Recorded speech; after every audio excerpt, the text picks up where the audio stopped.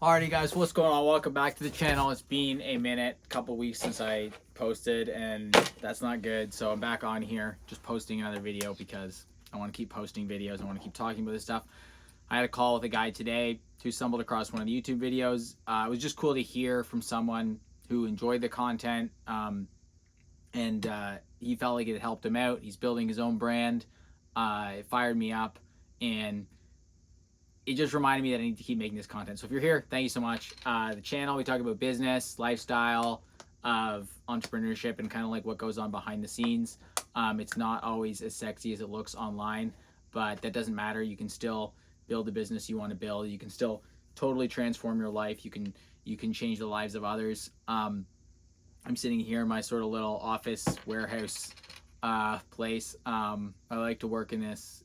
It's like a storage room basically, but it feels cool. I've always wanted to kind of have my own warehouse. I had different ideas about, the business and the headquarters and stuff we build out. And so even though we're not there yet, we've got this place. It's where I record most of these videos, and it's super cool.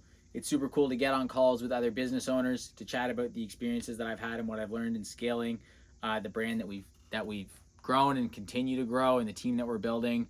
And we just came through Black Friday, which is absolutely insane. It was wild. Record weekend. Had a team in here. I bought a mini trampoline. We were jumping up and down. Had friends and family helping out. The energy of that, and the excitement around that is it's hard to explain, and it's kind of different, honestly, than, like, you can do whatever business model you want. You can be a laptop, like, lifestyle person who bounces around, and but there's a lot of hardship that comes with, like, doing everything yourself and fulfilling the orders, and that can be brutal, but it's also very fulfilling. It's awesome to build a team. It's awesome to give back to, like, the community. It's awesome to hire people for jobs and all this stuff, and to just build this fucking sick brand. So if that's something that you're into, then that's some of the stuff I talk about on this channel, and how you can learn the skill sets that go into that. Something else that I learned talking to this guy about building a brand is that I forget a lot of the stuff that I've learned that was helpful, and the problems that I went through. So I want to talk about that just briefly when it comes to how do you grow a brand, like is it Facebook ads? Like, how do you get momentum? And I think after the original, getting a good product or getting a good message, and I've talked about that in other videos, like branding, positioning, being for a certain group of people. After you establish that stuff, you need to find one channel that works. Like Hormozi talks about this, one avatar, one channel until you hit $1 million a month. And that's pretty much true. Like, you need to get a channel working. Is that TikTok shop? Is it Instagram Reels? Is it organic? It's probably, like, for Ecom, it's pretty much Facebook. Like, I still believe that. That's what I did. I have a great pod with, if you scroll back, with Mason, Meta Ads at Scale. He's a great follow. And I learned a lot of this shit working with him. But that's kind of it, guys. So, like, I was reminded talking to this guy that some of the stuff I had to learn to go through that. And so I just want to touch on some of that briefly. If you're trying to scale your brand, if you're trying to grow your brand, it's really worth learning Meta Ads. It's really worth learning how that moves the needle for your business. And if it does work, then you scale that shit and you push that harder. And sometimes that just means spending more money. So you need to know loosely your numbers. And I just want to go through some, like, basic ecom math for that. That if you want to blow up your business with Meta Ads, then it's like, you need a foundation, you need the brand, you need messaging, you need a good product. But when it comes down to it, to grow with Meta Ads, you need a decent AOV, which I'm going to say, like, has to be at least like $60 average order value. It gets pretty hard below that, because with Facebook, you're going to end up paying like $20 to $50 a customer. Like, that's just what it costs to play. And some people hear that and they're like, that's insane. Like, there's no way I'm giving up, like, that much of a sale. It's like, well, then you don't get advertised with Meta. But if you can make this work and you have an average order value of $70 and you can pay Meta $40 and your cost of goods is $15, then that's like what, 40 plus 15 is 55, you're still left with $15 profit. And that's legit. That's like 20% profit. And so when you hit 100K a month, it's still 20K profit. It's crazy. So that's just the economics of it and how it works. But you need to have that AOV of at least probably 60. You want to be 70. I recently got our AOV up to it's like $86 or over $86, and there's ways that we can get into to do that. But the basic math is that you got to know that you can acquire customers either break even or at profit. And that comes down to knowing like what you can pay for a customer. So write down your average order value, write down how much it costs you to fulfill the orders, write down how much you could spend out of that average order value to break even. And that might be $30, $40, $50, but the higher it is, the more competitive you become on Meta, because it's an auction for basically bidding for attention. And the more you can scale your brand and the faster you can scale your brand. After that, once you know that number, you just need to spend more. So people they like to talk about ROAS and all these things, and like ROAS matters, but like really it's how much can you pay for a customer, and that's kind of what comes down to it. So you need to know how much you can pay for a customer on Meta. You need to know that. And then if you get below that, that's when you know you can scale. As long as you don't go above that, you're fine. But if you're below that, you can spend more money on ads.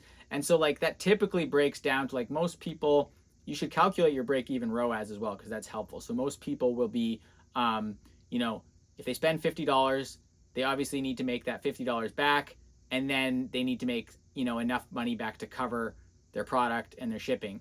And so maybe that's $25. So that would be like a 1.5 break-even ROAS. You need to make 1.5 back on what you spend. So you need to know your break-even ROAS, because that's like, okay, anything above that, you're good. Or if you're out of 2, it's like you're scaling. Everyone's going on about 2, 3, 4, 5 ROAS, which it's not that common on Meta anymore. Like you're lucky, like a 2 to 2.5 in platform ROAS is actually pretty decent. So I know I'm getting into the numbers here, but like this is the stuff you got to know if you want to scale and grow your brand. And I've talked to like different people literally in the past few months who they have the numbers to make their business work. They just don't realize they need to spend more on Meta ads. And that's like a reframe. So this is going to be relevant maybe for the people who have brands or who are trying to grow or scale, who know what I'm talking about. Other people might be like, what the fuck is this? I don't get what's going on. But it's relevant because it took me a lot of kind of like figuring out to realize that I had a business that could scale. And a lot of people have a business that can scale, like if you're acquiring customers for $40 and, you're making a profit on that, it's like, why not reinvest that money back into the business and like continue to grow it. So just understanding that you don't need like some crazy ROAS like to grow can be the unlock to realize that like you might have a scalable business. Another rule of thumb, and this came up on the call as well, was like a good ratio overall is like you should aim for like spending 1/3 of your money on marketing. So like if you want to do 100K a month, that means you're going to be spending about like 33K on marketing, which sounds like a lot, but it's like, once again, if this works with your unit economics and you're profitable, then go spend the money. Like it's only a lot of money because like you think it's a lot of money, but if it's making you 20K profit on that 100K month, then do it. And that was another thing that came up on the call, was like, this guy was like, his business was working at this scale. Let's just say it's $10,000 a month. And he's like, yeah, we spent $2,500 on Meta. And so that's like a 4x ROAS on total revenue, right? Like that's not in platform, that's total. And that's like what MER is, like MER or whatever, MER, like marketing efficiency ratio is like, if you spend, like it's the ratio of how much you spend to how much you make. So if you're over a 3, it's like you should be scaling. And it might even be more aggressive than that. Like you might be able to afford to spend half your money on marketing. Probably not, like unless you have insane margins. But the point being, like if you could run a business, if you could spend 3K and do 10K a month, there's a good chance you can spend like 30K and do a 90K month, right? So just some of the mindset stuff that you need to be aware of and unlock as you like realize what it takes to scale. Like there's not some magic like thing that happens where like you have a scalable business. Like it's very rare for something to just like take off and it's like go viral. And it's like you will have these little bumps and people share your product and you have the incremental growth of returning customers and all that stuff. But it's like if you need permission, like to scale, like this is it. Like if you looking at your business and you're like, I think I can grow this, then like that's it. Okay, so I'm telling you you can do it, and that you just need to know that. And that kind of happened for me in a few different ways, and then I was just like, gas pedal, let's do this.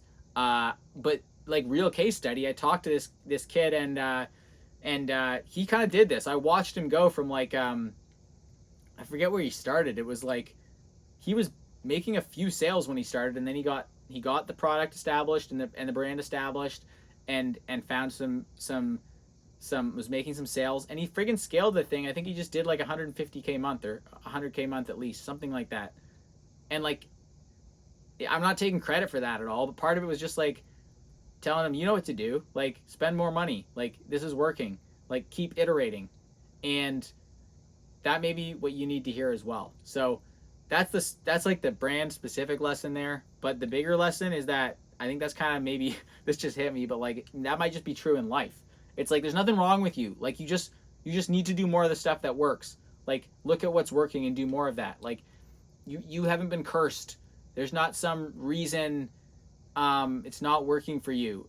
You've got to like open your eyes, use the tools that you have, use the data that you have, and make something work. And so if you made it this far and you don't have a business yet, or you're trying to make it work in this entrepreneurship thing, like it is kind of just hard. It's kind of supposed to be hard, but it's also exciting. And you've got to find, like, it's a weird mix. And this is why, coming back to like this stuff not being that like sexy or exciting, like it's been really fucking hard to grow this brand. Like there's some days I kind of don't have a life except for this. And does that have to be that way? Maybe not, but at the same time, that's kind of what excites me, and I obsess over it, and I lean into the things that excite me, and then it becomes this journey of actually making it work. And then there's these rewards, there's these exciting times, there's these like the Black Fridays and the hype and the new products and the cool DMs from people and stuff like that, and it's just fucking cool. So I'm a little bit all over the place, but like passion, people are like, what are you passionate about? It's like passion means pain. And so I think that when you really embrace this journey, it's like it is a passion. It's like it's passionate because like you're willing to suffer, you're willing to go through pain for this, but it's also the exciting, fulfilling, and this call today was just a reminder of that to me. It reflected that back to me. I'm very grateful for people who shared pieces of their journey that I learned from, that inspired me, and so I hope I can do that for more people. But I think that's pretty much it for the video. I just wanted to get back on here, make another video. I'll drop some free guides below. I've talked about freelancing and copywriting in other videos, but like I'll just drop the brand guide, which I think is helpful for if you're trying to start a brand that can actually succeed. But that's pretty much it, guys. Appreciate you. Please drop a like or comment if you are enjoying the videos. I'll try to do more of these, and that's all for this one. See ya.